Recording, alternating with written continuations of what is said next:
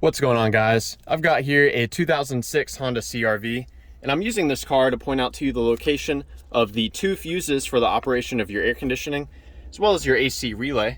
I'm also going to give you some important troubleshooting steps for things to look out for when your AC is not working. So we're going to begin by removing this fuse box cover here. Just pull it towards you here at the bottom. The fuse that we're looking for in here is fuse number 14, which is a 10 amp fuse. It's on the second row of fuses. It goes 7.5 amp, 10 amp, and then 10 amp here. That's the one that we want. I'm gonna go ahead and pull this fuse out just to show you what a good fuse looks like. Now the role of this fuse is to provide power to the air conditioning relay as well as your air conditioning control unit. So definitely a very important thing to inspect, and I'll get this reinstalled here. Now we'll move under the hood. This is where we'll find the main fuse for the air conditioning.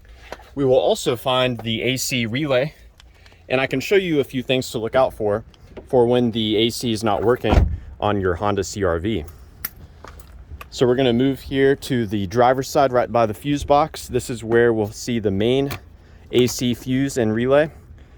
We pinch these tabs together and lift up.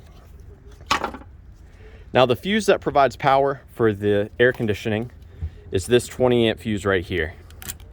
So power from this is used not only for the AC compressor, but also for the AC condenser fan. And the AC relay is this relay right here. When this relay engages, it sends power to the AC compressor in order for the AC compressor to engage and begin to circulate refrigerant through the AC system. Now my favorite way to troubleshoot this relay is I'll have the engine running with the AC turned on, and I'll come here and I'll tap on the relay. Doing this can sometimes get the relay to start working, as relays sometimes get stuck. Another thing you can do is remove this relay. We can set it aside and we can swap in a different relay. If our horn works, we know our horn relay here works. So we could swap in that relay, and if after making the switch, our AC turns on, well then we know our original relay is probably no good. Now there's another troubleshooting step I can show you where we send power directly to the AC compressor. We do this by connecting these two pins together. So doing this will take power from our 20 amp fuse here and send it directly to that AC compressor, causing it to engage. You can do this with a wire or some pliers like what I'm doing here. Now be careful if you do this. There's a reason why I say it's a troubleshooting step only. You can cause damage to your car's AC system, especially if you're low on refrigerant or have too much refrigerant in your AC system.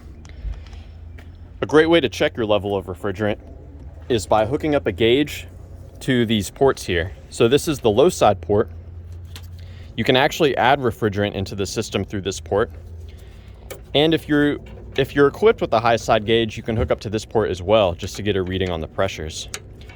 The single most common cause of the air conditioning not working on these vehicles is a leak of refrigerant.